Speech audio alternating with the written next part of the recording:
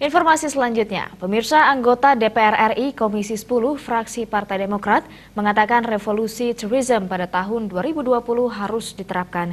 Revolusi tersebut adalah konsep besar sekaligus tantangan bagi kepariwisataan melalui berbagai hal. Di antaranya, peningkatan performance lembaga pendidikan maupun sarana prasarana, upaya mencetak SDM pariwisata profesional, serta menarasikan kembali kemuliaan destinasi wisata.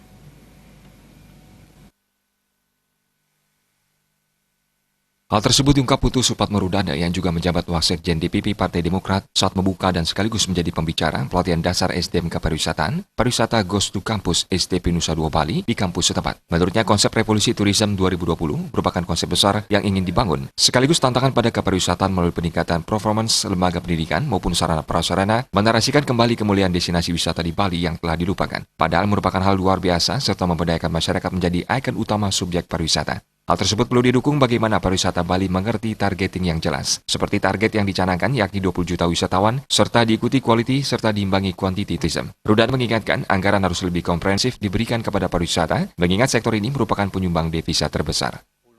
Nah, yang lainnya adalah bagaimana pariwisata kita juga mengerti targeting yang jelas dengan target 20 juta atau lebih ke depan, tapi juga menuju quality dan juga berimbang dengan quantity tourism. Dan yang terakhir memang anggaran yang lebih komprehensif kepada pariwisata, karena kita berharap sektor ini memberikan devisa terbesar bagi negara dan bangsa ini. Karena pariwisata potensinya sangat besar. Yang kedua, ekonomi kreatif juga sangat besar.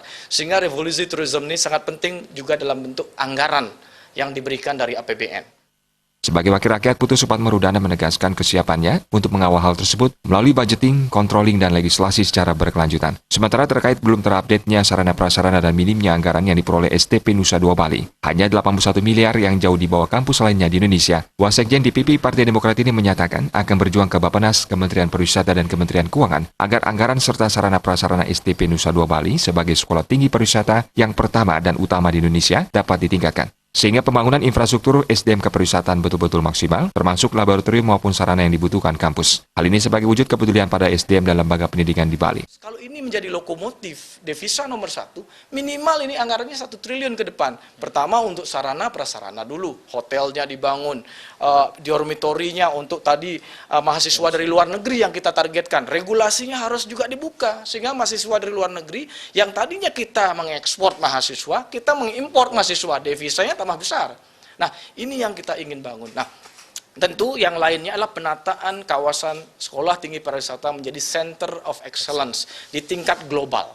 Kita ingin bukan bertanding bersaing menjadi top university, world class university. Ini sudah world class. Tinggal kita tingkatkan menjadi top icon university di tingkat global untuk pariwisata.